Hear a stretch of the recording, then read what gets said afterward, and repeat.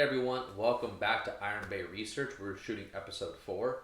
So last episode we were talking about, we were finishing our conversation about jobs that we did in high school and our introductions to money. And now we're going to go through a time frame where we're both in college. And I think this is a great, this is a big decision where a lot of people find themselves is, how do I pick a degree? What do I do? How do I analyze the benefits from that? Yeah. Do you want to start? Yeah, I'll start in leading up to choosing a college and then where I ended up going and so on. So for me, in my household, my parents both didn't have a degree. My sister was working on her associates at the time that I was making the decision, so had not yet finished a full-on 4-year degree. And my dad, in his line of work, he was very, very successful, but he worked with a bunch of people that had degrees. So in my dad's mind,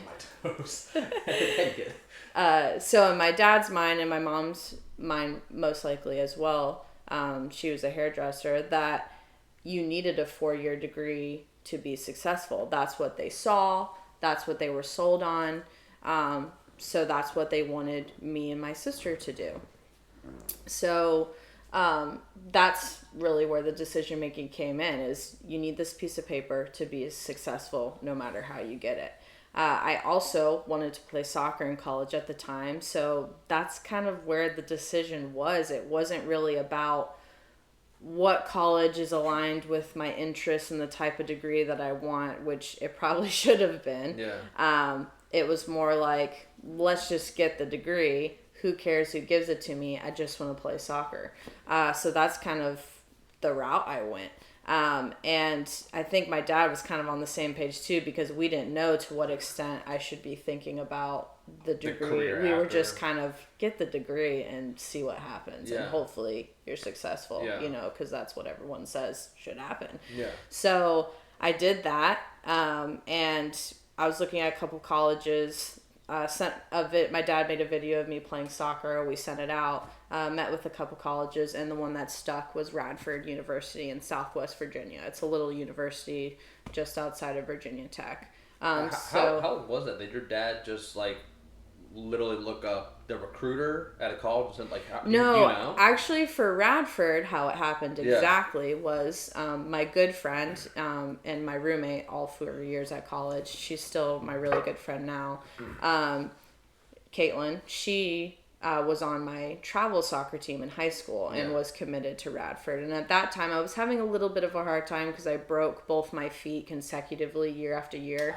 During the time that was my peak and I was supposed to be getting recruited. So it was a little bit tough. So here I was, December of my senior year, still not committed, when everyone on my soccer team in high school was already committed to colleges. Very stressful. So I was stressed. I was late to the game. I was like, oh my God, what am I going to do? And my girlfriend, Caitlin, on my team at the time was like, hey, I'm committed to Radford. I know they're still not full yet with recruits. Would you like me to talk to the coach for you? And I was like, I would really love that. Yeah. So that was really nice of her to do. I don't think she specifically talked to the coach. I think her dad did it on my behalf, which was amazing.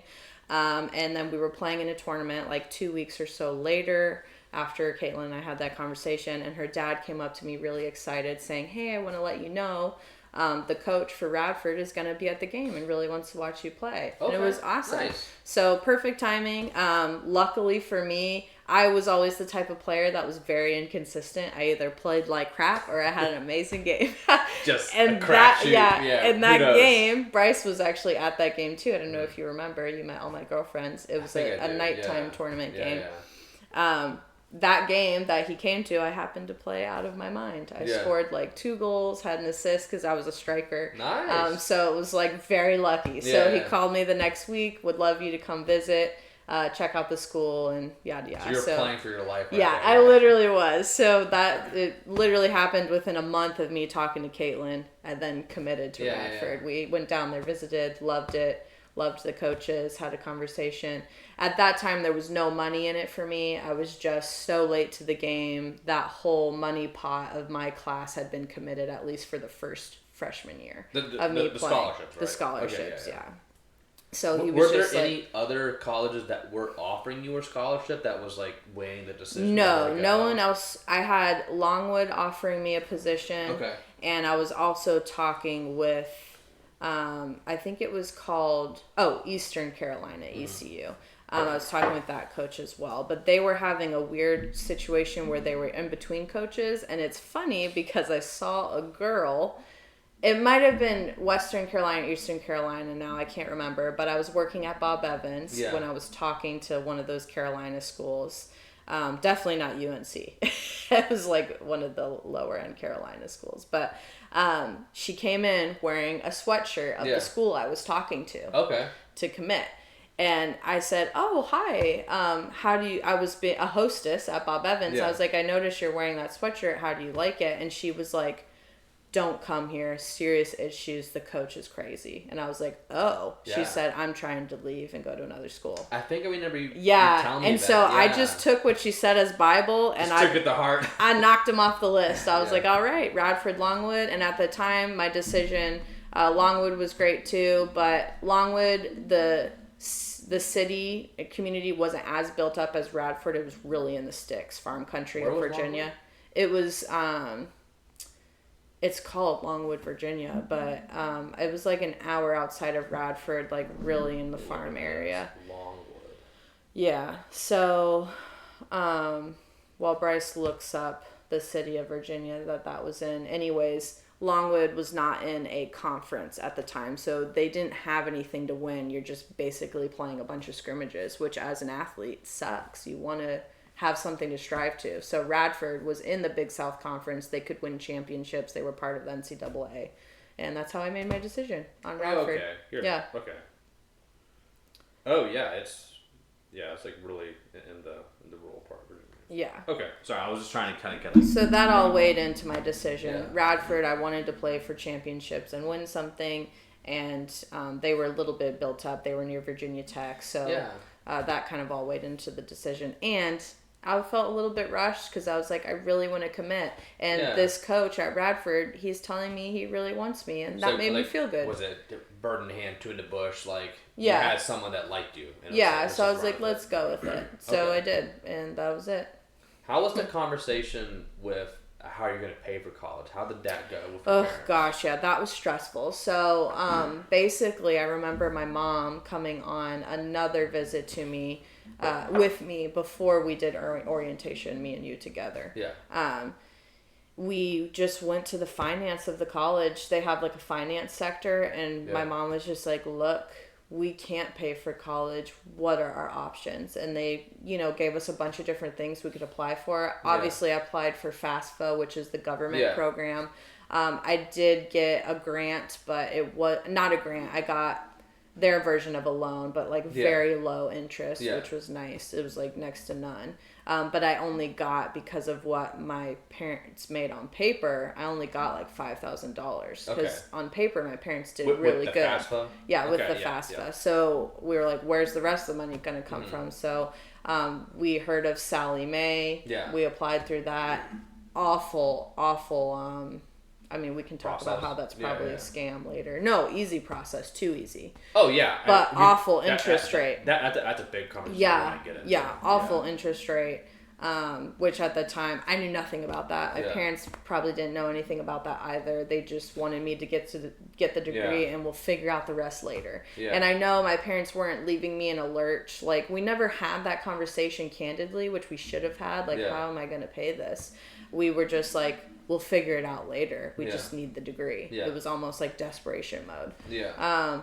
So yeah, we did. It was too easy. Salome was like, here you go. Here's $15,000 for every single year. It'll pay for everything. And it did.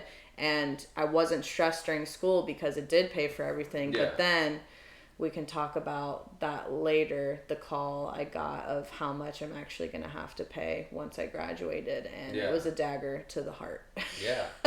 Well, it's huge. I mean, I think this is a whole long conversation in itself, but I think people just need to realize so much that I think a lot of people look at the degree as the goal. right? The goal is to get a degree. The goal is to get a degree. We were hammered at, and as children, you got to go to college. You got to go to college. That's the only way you can get a job. That is not the goal. That is a step in the right direction, because it's like you got to work backwards. Like, hey, I want to have a healthy and wealthy life. That requires opening of a business, or having a really good job, and then you walk the steps back from there. Good job. Well, what is a good job? Pick a side. What do I need to have that job? And then, okay, what teaching or education or certifications do I need to have that to job? get there? Yeah. People would drive their way is, I'm gonna go to college, just pick a degree, and then from there run. And that's which is what I did, and I think we can talk about the steps at which my life occurred in that way, but I think I was lucky.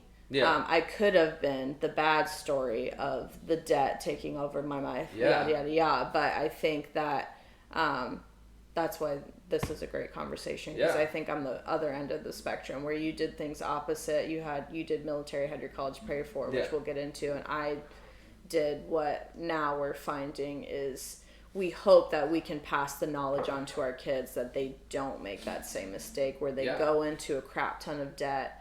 My parents went into desperation mode, and I was so lucky. We can get back to the degree, but after school, I didn't know how I was going to pay for college. And I remember my senior year, I actually called Sally Mae because you had motivated me too. You were like, what are we actually going to be on the hook for here after the deferment? We were already married. We were already married. And we were looking like... we got married my junior year of college. Yeah. So we were already married.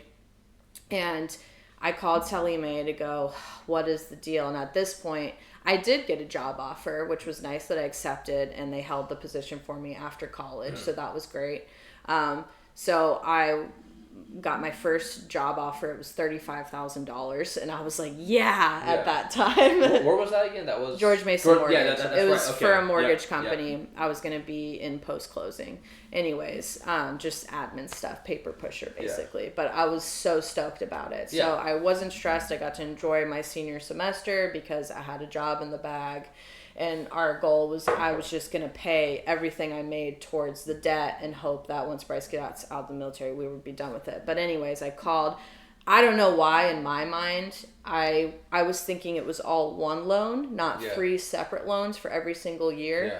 And I say 3 because luckily my 4th year of college, I did earn a full scholarship through soccer, which was amazing. Don't be shy. Okay, how many championships, and you were captain for how many years? 1 year. 2 championships. We made it to NCAA tournament. Starting freshman? Okay. Yeah. Anyways, I did all Don't right. be shy. But I finally earned a scholarship my 3rd year, full ride, which was great. So I had 3 years of Sally Mae loans, but they were separate loans, which I did not realize. So each loan required a payment separately. Yeah.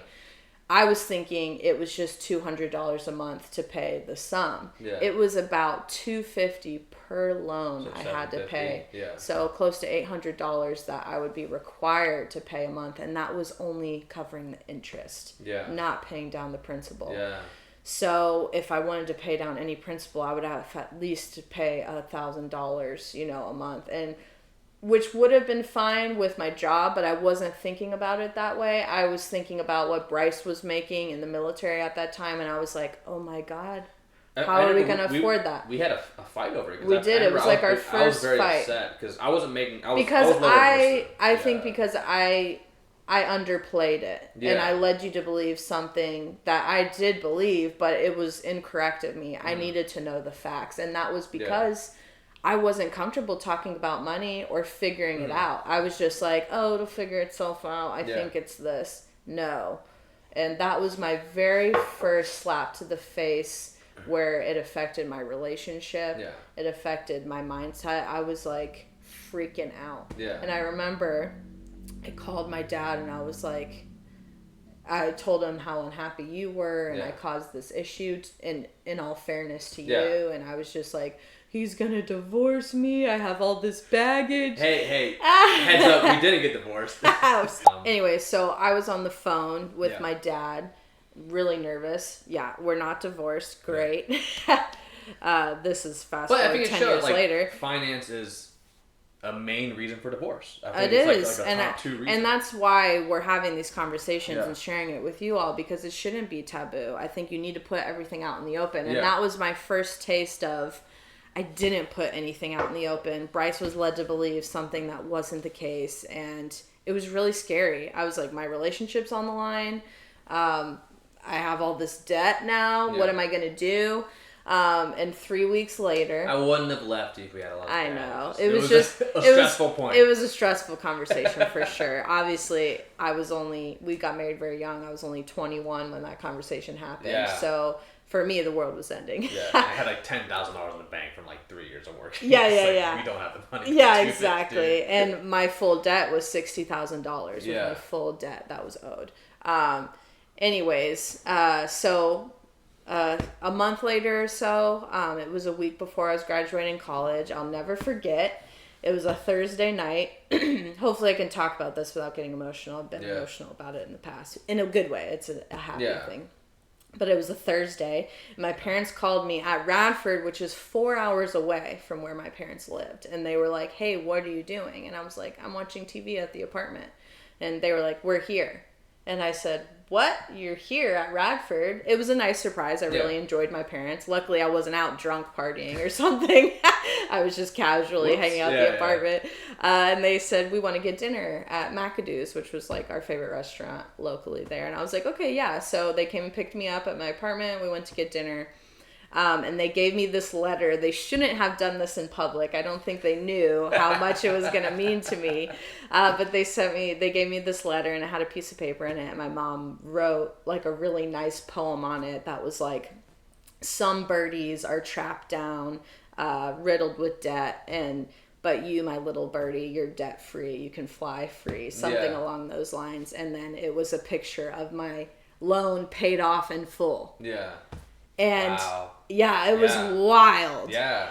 So here's this thing that I thought was going to end my marriage a month previously, and I ruined my life, and my parents just made it go away. Yeah. And still extremely grateful in every business sense God, for that. yeah. Yeah, that was huge. So, yeah. Sorry, I'm trying not to cry. There we go. That was bugging me. But anyway, so yeah, amazing. I can't go into depth in it because it's gonna make me cry. So, but yeah, my parents did that for us. Yeah. They did that for us. Yeah, and I think we can talk. I don't think Larry in general would mind us mentioning, but like what they had done is they had pulled out earlier from their 401k. They did. It was I think number 2 is so they had rushed. I think we had almost inadvertently forced them to jump the gun, because I think we were looking at ways to refinance that. We were. And we were going to consolidate onto one loan, which is probably even worse. Now that we think about it. I think no. There was we were trying to lessen the interest. Yeah, there were military loans that lowered interest. But I think your dad one of your parents heard from you that we were trying to do that, and so I think they jumped the gun and tried to beat us to it. And so that was like, it was amazing. That was like a fantastic. It was a pivotal point in our life. Because for sure. Then, as Bryce and I will continue on later, we couldn't have bought our first house as quick as we did. We couldn't have done all these things that we did because we would have been too busy paying down that debt. Yeah. So yeah, amazing. But anyways, we'll talk about my parents later too. We'll get into that. But they, all in all, actually, the debt was only $60K, but with the tax, the tax penalty from pulling out your 401k early, they all in all had to pay $90,000. Yeah. So, but they were willing to do that because during college, my dad at the beginning knew I needed this degree, but then as the 4 years went on, he realized, oh my gosh, all these people are complaining about this insane debt and they can't even live their lives. They're in their parents' basement until they're 30. Yeah. And my parents did not want that to be us. Yeah. Well, I think that's a good segue to talk about the evolution of people like demanding to go to college. And I think this is a really good conversation because if you look, it's very generational, right? Our parents' generation. No one really went to college. I think it was like they saw that the managers went to college. The managers made more money. They were the guys that got taken out the factory line. whatever Right. it may be, and put it into the C-suites. And so in their minds, like, oh, if I get a degree, this will make it happen. But then come the millennial and the Gen Z generation. What's our generation before? Who's before us? I don't know. But anyways, like, Yeah, people I'm who not are gonna now get in, their 20s or 40s, you have us that were just shoved down our throat of college, college, college, no price too high, doesn't matter to get a degree. And now you have an influx of degrees, and I think the value of the degree has 100% gone down in value to the point of it's not even worth it anymore. And I'll give a couple Yeah. reasons why I think this, like, wholeheartedly, is because, one, how many people do you know they got a degree and you show up at work and they say, oh, forget everything you learn in your degree. Oh, cool. This thing I just got to pay to work here, it's work. Yeah. It has no use. Right. How often are the things that you learned in college could be condensed down to 2 years, even 1 year, and they're not even relevant to a lot of jobs? And I think my biggest issue is people, when you talk to a guidance counselor that is telling you, oh, get a degree to get a better paying job, all this and that, you need to look at that person as a salesman or a saleswoman. That person is selling you rat poison, in my opinion. And look at their life. Yeah. It's like, it's like this person who is barely getting by probably the salary they're getting, Right. they're giving you financial advice. They're selling you a loan that is no recourse. You shouldn't look at that any different than someone selling you a pawn, like a hard money loan or a loan from a pawn Yeah. shop. There's no difference, in my opinion. And here we go. I think that's good because that takes us back to starting the conversation in analytics at a young age, because when you get to that point and someone is selling you something, whether college is good or bad, it has its advantages, obviously, but money-wise, the return on investment, you have to be able to analyze it. Yeah. And if you aren't able to analyze it, you could be in a position like me where you're swindled into it thinking it's good. How old were you when you had that conversation about the loan, when your parents signed docs? 17. Yeah, so, I mean... And my parents co-signed for me. Yeah. And So- so college debt's non-recourse. Well, 18, yeah. but Non-recourse. still. You can't go bankrupt. And I think a lot of people know this now. And you could almost hear from the conversation... Meaning, even... To take that further, meaning even if you do go bankrupt, you still owe. They never get wiped. Yeah. You and still owe your college debt. It's probably the only way where if the colleges weren't able to get that sanctioned by the government, there's no way they would give those, because they know that what they're selling isn't worth the money. And they only do it because, Sure. hey, we'll give it to a loan. So, Yeah. I'll back up because people are looking at me like I'm crazy. Yeah. Let us know your thoughts. Education is good. Like, I am pro-education. I love reading. Sure. I love learning. Sure. Yes, yes, yes. Yeah. I think what higher education does is they have bundled this into a product and sold you with a loan. Yeah. And they're not selling you education. They are selling you a dream that comes in a piece of paper that they tell you need. And oh yeah, it costs 4 years of your life and $70,000 to $100,000. Our college, or your college tuition, $15,000 a year. That doesn't exist anymore. I think they're significantly I think more. now it's way more. Yeah, because the conversation isn't. That was 8-9 years ago. Yeah, it's not, is education good or bad? It's, is this education that I'm getting for this degree, is it worth the money in 4 years of me not working? It's the opportunity cost you're losing. And that's true. like there's so much that goes into it, and I think that it's okay to not go to college. Right. It's 100% okay. Yeah. Because it's. And it is okay to go to it. To be fair, it's okay to go. I am very thankful. My Yeah. degree did get me all my jobs after college, and I was able to work my way up, which we'll talk about in a later episode. But so we're not pushing pro that or pro this. We're just inviting the conversation of analyze it. There's no default answer. There should be more. Yeah, I feel like at our day and age, and even now, you have to go to college or else you're not going to be successful in life. That's just untrue. Yeah. You need to analyze it. And I think anyone can be successful regardless of what they do or what degrees they hold. You can be successful in anything. Yeah. And I think it comes with because your ability to analyze. Yeah. You know? Like, the goal isn't college. That's a step. Yeah. I think people look at like, oh, I got into college. Yay, the hard part is done. Now my whole life's going to be great. Like wrong. No. Yeah. Like, you got to college. What's the degree in? Where are you going to college? What's the financing look like? Where are you going to live? Yeah. Is this advancing you on your next step, because Right. college is just a step. Yeah. So I think we can rant over. Yeah, we can probably dive deeper into that too. But let's go ahead and wrap this one up, and then. Okay. Yeah. So, well, yeah, because So we we get t- a lot into yeah. us being So we married. talked about my college situation, my outlook on money before I went to college, my parents saving me by the Yeah. grace of God, if you believe in Him, Yeah. and that being a pivotal moment in my life of, oh crap, this money stuff matters. I need to start thinking Yeah. about that. Definitely. So let us know what you guys think. You know, it's some pretty controversial stuff we've talked about here, money wise. We'd love to know your thoughts. Maybe what you think about college, what it's done to you. If you like it, if you don't like it, that's great. But money wise, how has it affected you? Yeah, I think it's a big subject, and it's also strangely taboo. But I think newer generations are much more open to talk about, you know, the pros and cons that college comes, and more about, hey, it's not just a quick, you must go now. It's, hey, let's think about it. It's an option, which is great. Sure. So, Yeah. you know, with that, thanks for joining us. Leave your comments below. Let us know and subscribe. Yeah. We'll appreciate it, and we'll see you guys in the next one. Thanks. Bye. Thank you guys for watching. If you liked this and want more, subscribe or comment below. We'll see you here next time on Iron Bay Research. Bryce and Kara signing out.